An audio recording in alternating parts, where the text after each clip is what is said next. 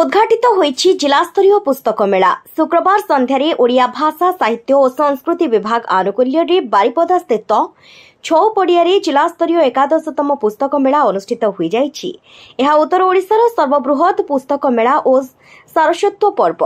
मेला सभापति पद्मनाभ साहूଙ୍କ अध्यक्षतार आयोजित उद्घाटन कार्यक्रम में मुख्य अतिथि भाव में अतिरिक्त जिलापाल नेत्रानंद मल्लिक, मुख्य वक्ता भाव में अतिरिक्त आरक्षी अधीक्षक दीपक गोछायत, सम्मानित अतिथि भाव में पूर्वतन जिला मुख्य चिकित्सा अधिकारी डाक्टर कैलाश चंद्र महांती और मेला संपादक मनोज दलबेहेरा जोग देइथिले।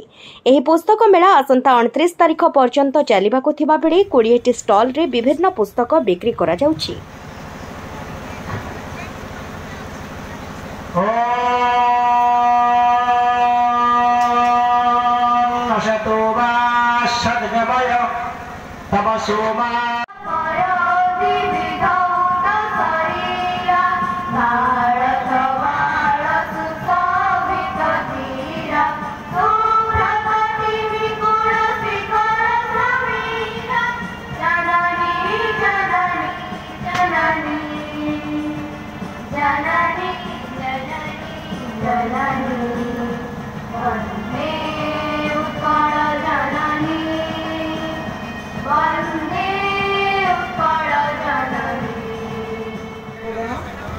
जगत जननी एवं तांकर स्वरूपिणी मां सुभद्रा अन्य समस्त देवीमांक चरण अनंत कोटि प्रणाम जणाइबा सहित मो सम्मुखरे बसिथिबा समस्त गुरुजन मानंकु मो सभक्तिक प्रणाम जणाइबा सहित मोर समवयस्क बंधु मानंकु आंतरिक सम्मान जणाउछि एवं मोर अनुज मानंकु सप्रेम श्रद्धा ज्ञापन करुछि अनुष्ठान तरफरु एवं एही उद्घाटनी उत्सव हार्दिक शुभेच्छा एवं अभिनंदन समस्त ज्ञापन करुछि।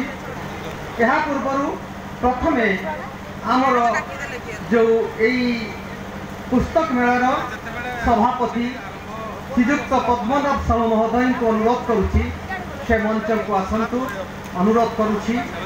से मयूरभंज पुस्तक मेला, मयूरभंज साहित्य परिषद, बारिपदा संवाद साहित्य घर, मयूरभंज प्राय समस्त अग्रणी जी साहित्य क्षेत्र में काम करुवा संगठन गुड़िकर से सभापति पदरे अलंकृत अच्छी एवं से उत्तम संगठक, जड़े साहित्य प्रेमी, साहित्य अनुरागी तथा जड़े साहित्यिक उच्चकोटीर साहित्यिक एवं जगन्नाथ चेतनार जड़े प्रचारक हिसाब से सी दीर्घदिन धरी काम कर चली सी होती आमर सभापति श्रीयुक्त पद्मनाभ साहू महोदय।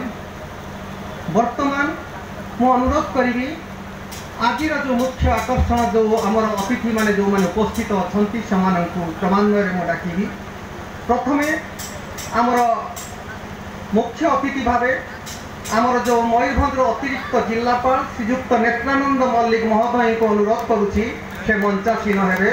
श्रीयुक्त नेत्रानंद मल्लिक महोदय से होती मयूरभंज अतिरिक्त जिलापाल महोदय, जड़े दक्ष, जड़े लोकप्रिय, पीपुल फ्रेंडली से जड़े होती प्रशासक, तांको आमे हमर मुख्य अतिथि हिसाब रे पाइचु।